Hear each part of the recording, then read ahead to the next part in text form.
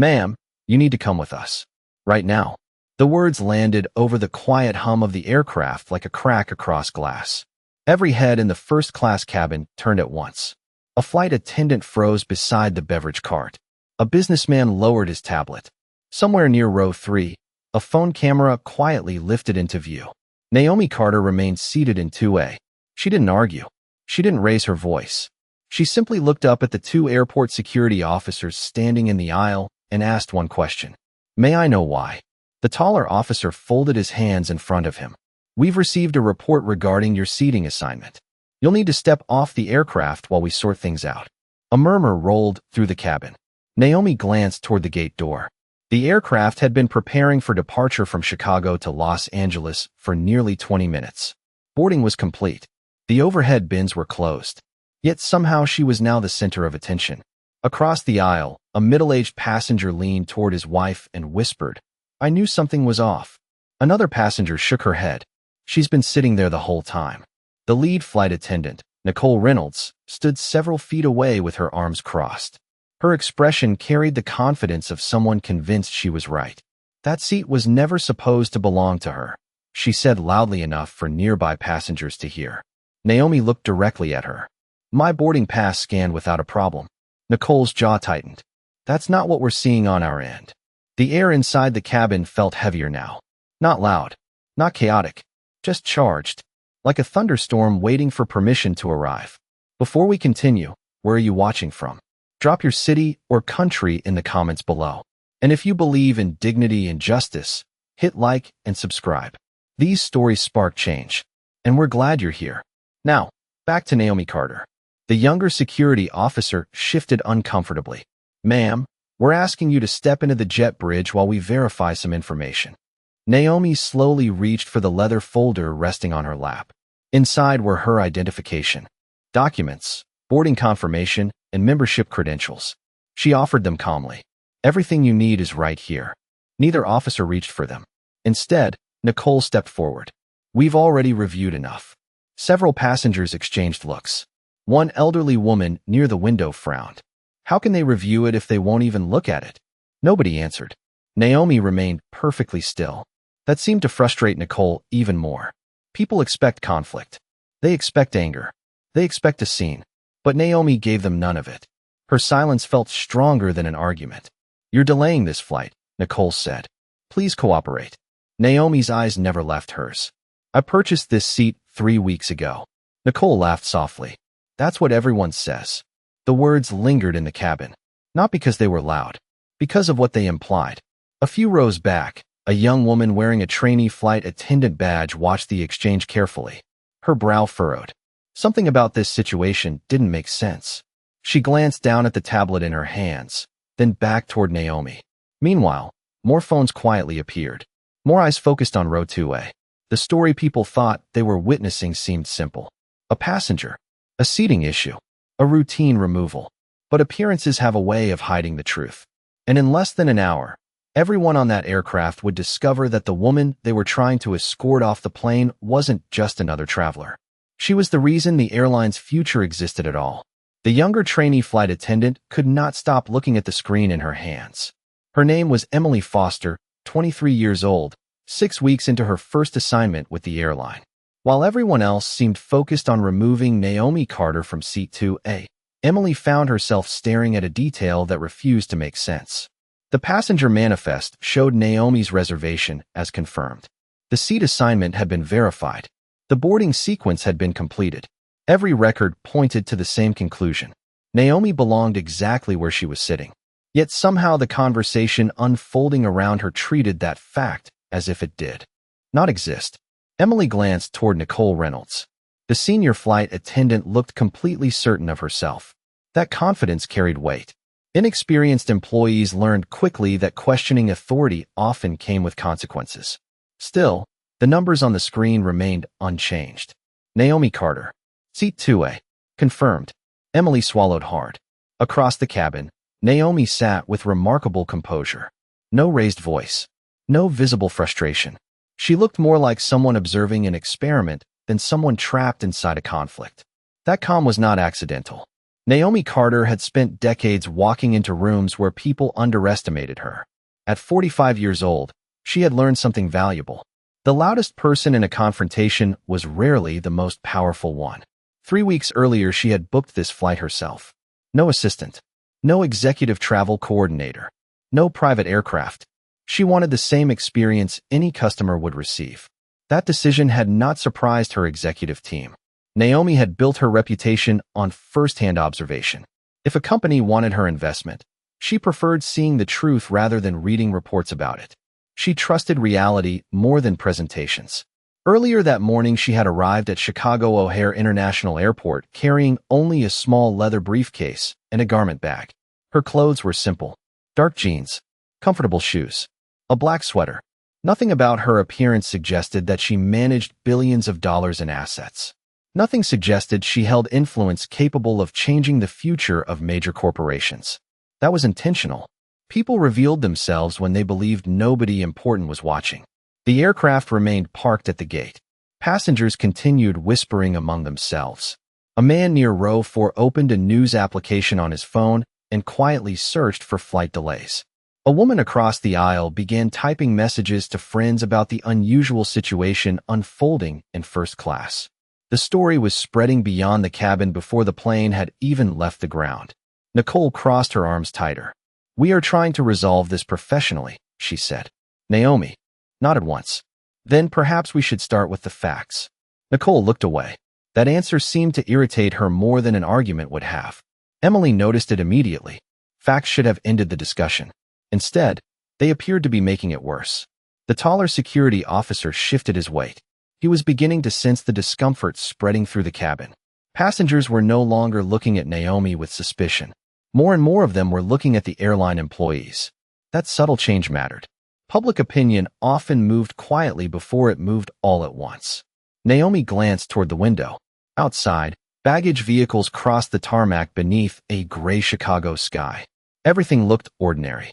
Yet she knew the next few minutes could determine far more than a single flight. Because while nobody in that cabin realized it yet, this journey had never been about reaching Los Angeles. It had been about discovering whether the airline deserved the future that was waiting for it.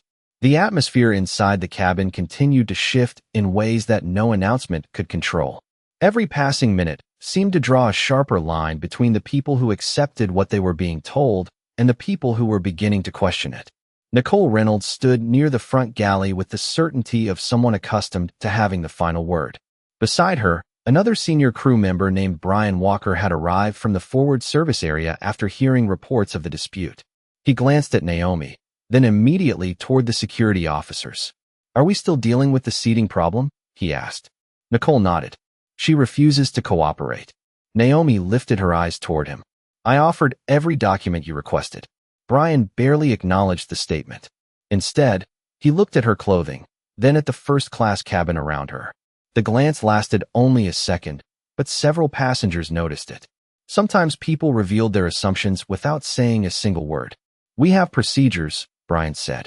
"Those procedures apply to everyone."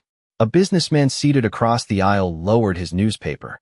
"Then why are they not reviewing her documents?" Nobody answered him. The question seemed to hang in the air unanswered. Emily Foster watched everything unfold while pretending to update passenger records on her tablet. The manifest remained unchanged. Naomi Carter still appeared as a confirmed passenger in seat 2A. There were no alerts, no restrictions, no errors. Yet somehow the conversation continued as though reality itself had become optional. A few rows back, another passenger entered the discussion. Richard Coleman, a retired attorney from Denver, leaned forward in his seat. "I have spent 30 years dealing with contracts and compliance," he said calmly. "And I have learned that when facts are available, people should start there." Brian forced a polite smile. "Sir, we appreciate your concern." "That was not concern," Richard replied. "That was advice." Several passengers exchanged glances. The cabin was no longer united behind the crew. More people were beginning to speak. More people were beginning to pay attention. Nicole's expression hardened. "This discussion is delaying departure." Naomi remained perfectly composed. "No. Refusing to verify information is delaying departure." The response landed with surprising force. Even the younger security officer looked away for a moment. The confidence in Naomi's voice was difficult to ignore. She did not sound defensive. She sounded certain. Outside the aircraft, rain began tapping lightly against the terminal windows. Inside, the pressure continued building. Emily studied Naomi carefully. There was something unusual about her calm. Most travelers facing public embarrassment would show frustration. Many would become emotional. Naomi did neither. She sat as though she had already seen the ending. That thought unsettled Emily more than anything else. Meanwhile, phones continued recording. A video captured from row 3 had already been shared with family members and friends. Another passenger quietly posted about the incident online. The story was moving beyond the aircraft without anyone in management realizing it. Nicole folded her arms again. You still need to leave the aircraft while we investigate. Naomi tilted her head slightly. Investigate what exactly? The question stopped everyone for a moment. Because beneath all the accusations, no one had provided a clear answer. No one had identified a violation. No one had explained a mistake. There was only suspicion. And suspicion was beginning to look weaker every minute. Richard Coleman shook his head slowly. When people stop looking for facts, he said quietly, they usually start protecting assumptions. The words spread through the cabin like a ripple. Naomi said nothing. She did not need to. Around her, passengers were already beginning to draw their own conclusions. And for the first time since the confrontation began, the people trying to remove her no longer appeared to be in control of the story. Emily Foster could feel her heartbeat speeding up as she stared at the passenger manifest for the 4th time. The result never changed. Naomi Carter was listed exactly where she was supposed to be. Seat 2A. Confirmed. Checked in. Cleared for boarding. Every verification marker was green. Every system record agreed.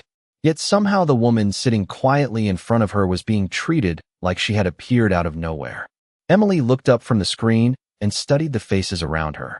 Nicole Reynolds looked irritated. Brian Walker looked increasingly defensive. The security officers looked uncertain. The passengers looked skeptical.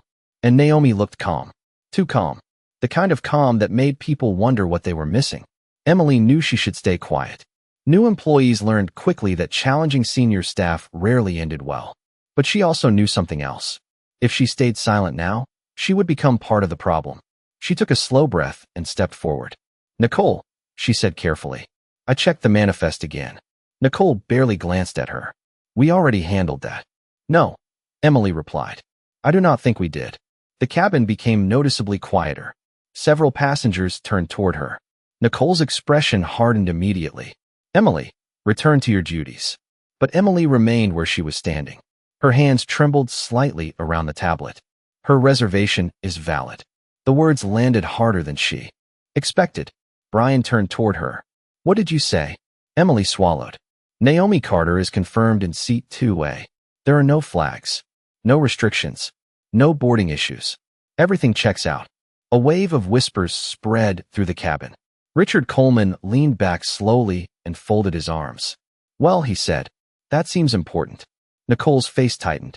You are looking at incomplete information. Emily shook her head. No, I am looking at the official system.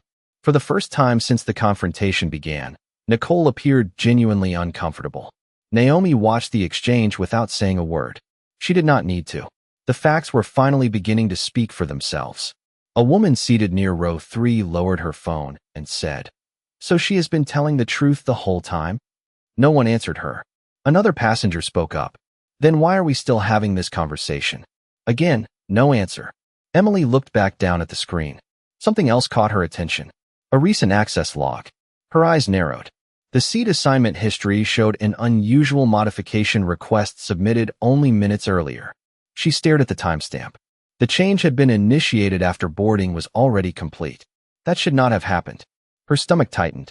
The situation was beginning to make even less sense. Nicole, Emily said quietly. There is an edit history attached to this record. Nicole took a sharp step forward. That is enough. The response came too quickly. Too forcefully. Several passengers noticed it immediately. Richard noticed. The security officers noticed.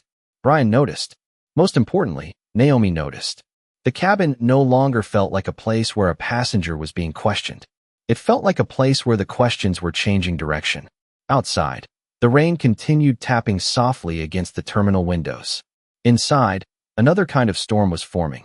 Emily looked directly at Naomi for the first time. Naomi met her eyes and gave a small nod. It was not a smile. It was not approval. It was something stronger. Respect. In that moment, Emily realized why Naomi had remained calm from the beginning. She had not been waiting for rescue. She had been waiting for the truth to arrive. And now, little by little, it was walking into the light. The moment Emily mentioned the edit history, the balance inside the cabin shifted again. The passengers felt it. The security officers felt it. Even Brian Walker seemed unsure of where to look. Nicole Reynolds stood motionless for a second too long, and in situations like this, silence could be louder than any explanation. Emily looked back at the screen. The modification request remained there, stamped with a time that made no sense. The record had been touched after Naomi had already boarded. That should not be possible, Emily said quietly. Once boarding is complete, changes require additional authorization. Nicole's voice arrived immediately. You are misunderstanding the system. But the confidence that had filled her voice earlier was beginning to fade. Richard Coleman leaned forward again. Then explain it. Nicole did not. She could not. Around the cabin, passengers exchanged glances. More phones appeared. More eyes focused on the front rows.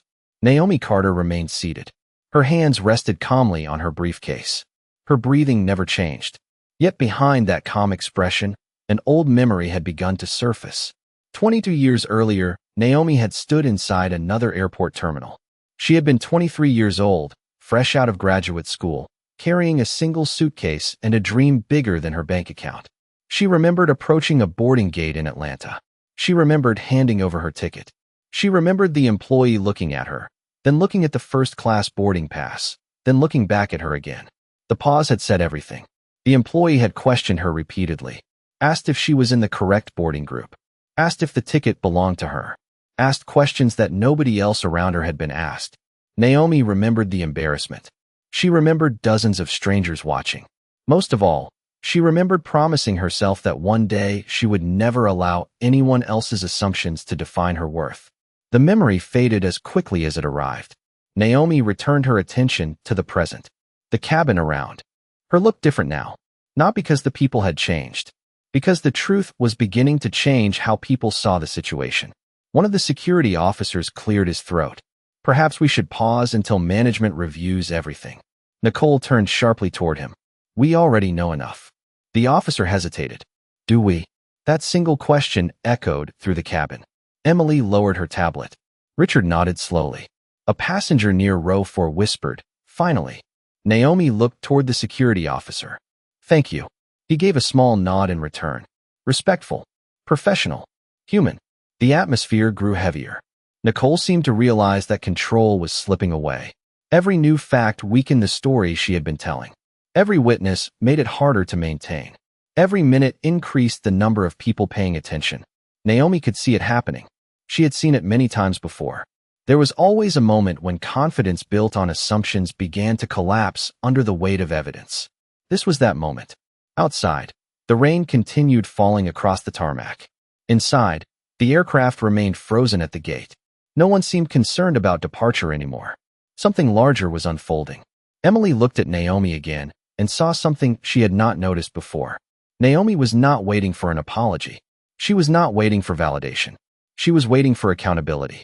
And somewhere far beyond the terminal windows, forces were already beginning to move toward the airport. The people inside the cabin simply did not know it yet. Naomi glanced at the clock above the boarding door. 12 minutes had passed since the first security officer approached her seat.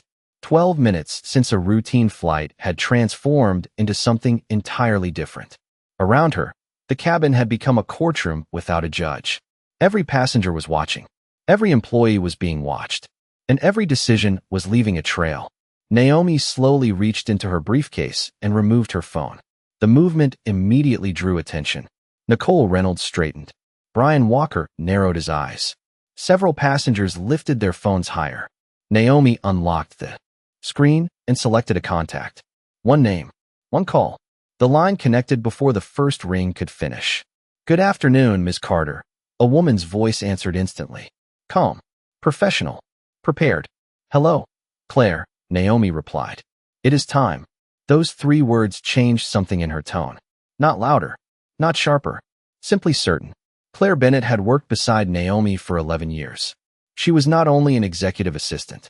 She was the person responsible for coordinating high-level corporate responses when serious concerns emerged. Understood, Claire said. Would you like me to activate Protocol 7? Naomi looked toward the terminal window as rain continued sliding down the glass. Yes. A few nearby passengers exchanged confused looks. Richard Coleman quietly lowered his glasses. Emily Foster listened carefully. Nicole crossed her arms. Who exactly are you calling? Naomi ignored the question. Claire continued speaking. Legal review team can be assembled within 10 minutes.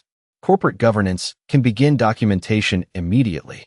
Investment oversight is already available. Naomi nodded. Start all three. The words sounded simple. Yet something about them caused Brian's expression to change. People familiar with major organizations recognized that kind of language. It was not the language of an angry customer. It was the language of leadership. Claire's voice remained steady. Would you also like us to preserve communications and system logs? Every record, Naomi replied, including access histories. Emily's eyes widened slightly. Nicole immediately looked away. The detail was too specific to ignore. Richard noticed it. The younger security officer noticed it. Several passengers noticed it. Claire continued. Understood. We will secure all records beginning at the initial boarding timestamp. Naomi thanked her and ended the call. Silence followed. Heavy silence. The kind that arrives when people realize a situation may be much larger than they assumed. Nicole finally spoke. You are trying to make this look more dramatic than it is. Naomi turned toward her. No. Her voice remained calm. I am making sure nothing disappears. The response struck the cabin harder than any argument could have. Richard slowly smiled. Emily looked down at her tablet again. The access log was still there. The modification record was still there. The facts were still there. Outside the aircraft, things were already moving. In a downtown office tower nearly 20 miles from the airport, conference calls were being scheduled. Legal teams were receiving notifications. Compliance officers were opening files.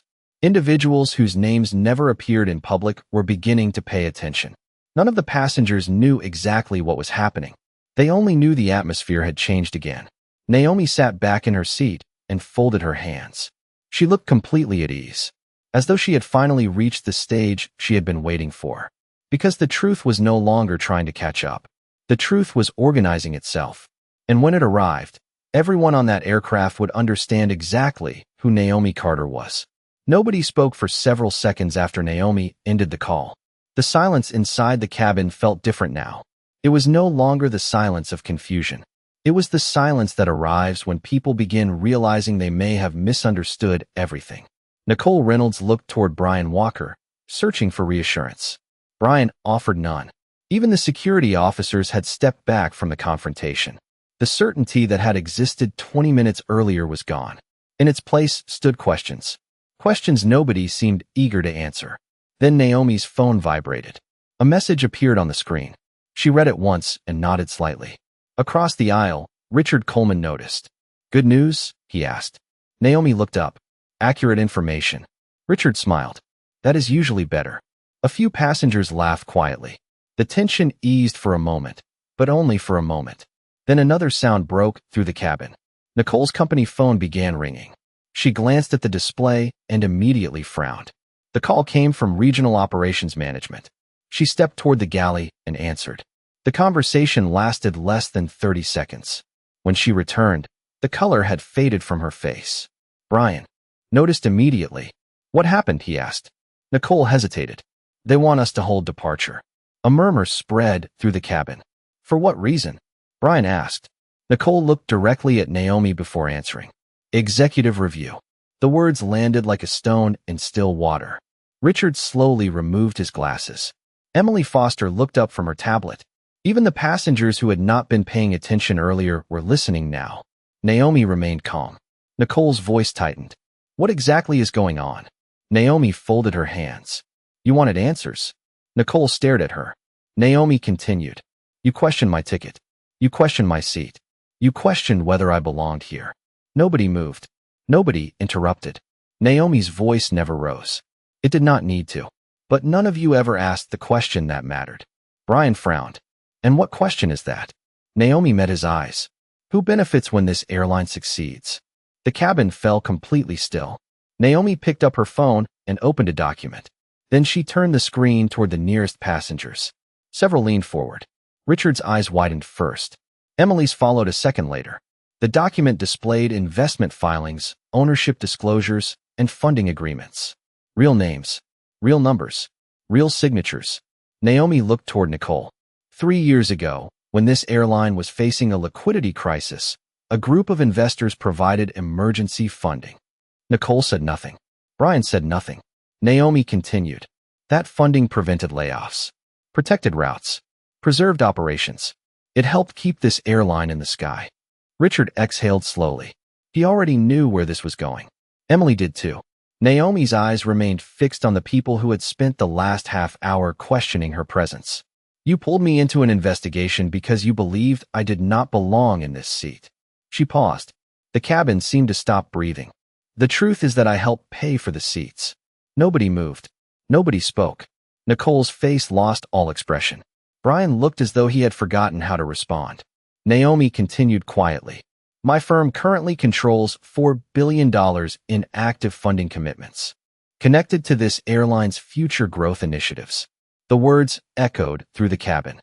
$4 billion. The number seemed impossible. Yet nobody laughed. Nobody doubted her anymore. Emily stared at Naomi with disbelief. Richard simply nodded. The final piece had fallen into place.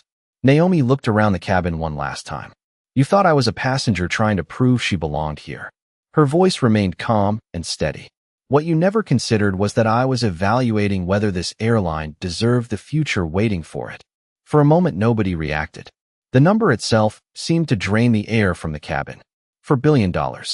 Passengers who had been whispering fell silent. Phones remained raised, but even the people recording appeared stunned. Nicole Reynolds stared at Naomi as if she were trying to reconcile two completely different realities. The woman she had spent the last half hour questioning no longer fit the story she had constructed in her mind. Brian Walker looked toward the security officers, but they offered no help. The situation had moved far beyond their authority. Then Nicole's company phone rang again. The sound cut through the silence like a bell. She answered immediately. Nicole Reynolds speaking. Her posture changed within seconds. The confidence disappeared. Yes, sir. A pause. Yes, sir. She is still on board. Another pause. Her face grew noticeably paler. Understood. She ended the call and lowered the phone slowly.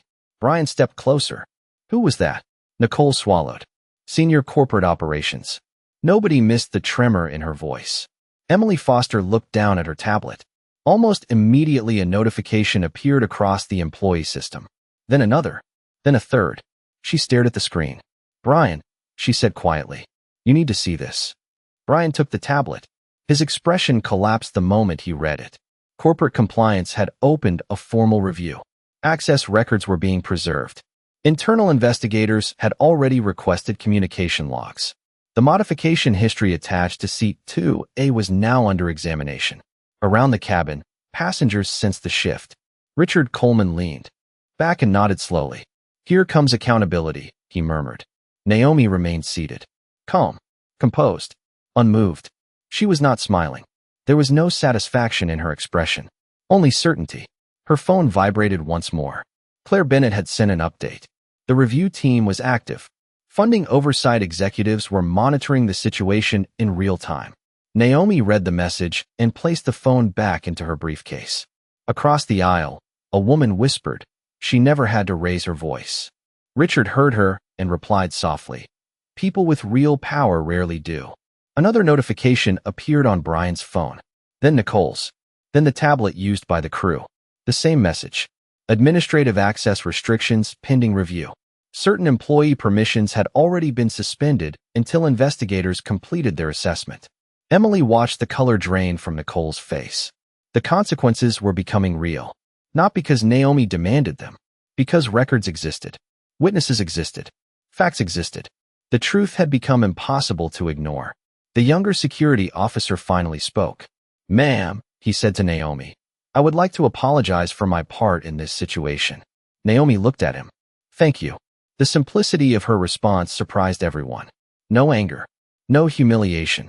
Just dignity. Nicole lowered her eyes. For the first time since the confrontation began, she seemed unable to meet Naomi's gaze. The cabin remained still. Outside, the rain had begun to slow. Inside, something else was ending. The story that started with suspicion was collapsing under evidence. The assumptions that had driven every decision were unraveling one by one. Naomi looked around the cabin. Every passenger, every employee, every witness. Then she spoke quietly. The problem was never that you did not know who I was. Nobody interrupted. Nobody looked away. The problem was how you treated someone you believed did not matter. The words settled over the aircraft with undeniable weight. And in that moment, everyone understood that the real investigation had never been about a seat assignment. It had been about character, and character had finally been revealed. The aircraft finally pushed back from the gate nearly an hour later, but nobody on board would remember the delay. They would remember the lesson. The cabin felt completely different now.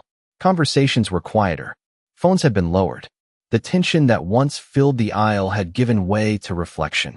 Naomi Carter remained in seat 2A, looking out the window as the rain clouds slowly parted above Chicago.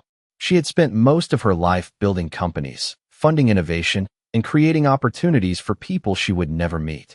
Yet moments like this reminded her why leadership mattered. Not because of power, because of responsibility.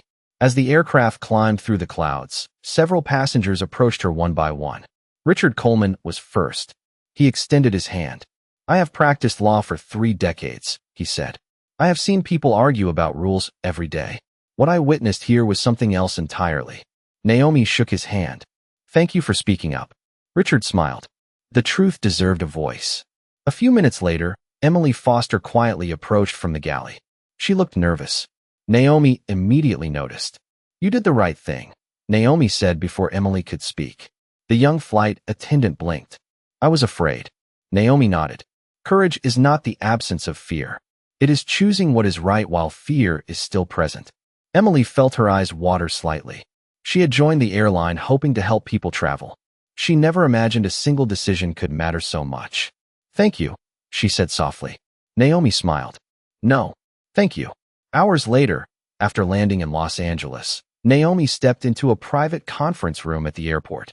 Her phone immediately filled with updates. Corporate reviews had expanded. Compliance teams were conducting interviews. Executive leadership had scheduled emergency meetings. Funding committees were requesting reports. The consequences would not arrive because someone demanded revenge. They would arrive because accountability always follows documented facts. Claire Bennett called within minutes. The board has completed its preliminary review, she said. They would like to know how you wish to proceed. Naomi looked through the glass wall overlooking the terminal below. Travelers hurried toward connections. Families reunited. Employees helped passengers find their gates. Most people were simply trying to get through the day with dignity. Tell them the same thing I always tell them, Naomi replied. This was never about punishment. Claire waited. Naomi continued. It is about standards. People deserve to be treated with respect before anyone knows their title, income, or influence. Claire smiled on the other end of the line. Understood. The call ended. Naomi gathered her briefcase and headed toward the exit. The California sun was beginning to break through the afternoon clouds. For a moment she paused and looked back at the terminal. 22 years earlier, she had been a young woman carrying a suitcase and a dream. Back then, people saw limitations. Today, they saw results. Yet the principle remained exactly the same. Human worth was never supposed to depend on appearances. As Naomi stepped outside, reporters and executives waited in the distance, but she ignored them. Her attention remained on something far more important. The future. Because the most powerful lesson from that flight was not that a successful woman had influence. It was that every person deserves respect before their success is known. Naomi walked forward without looking back. She had not raised her voice. She had raised the standard. And everyone who witnessed that day would remember it long after the flight number had been forgotten.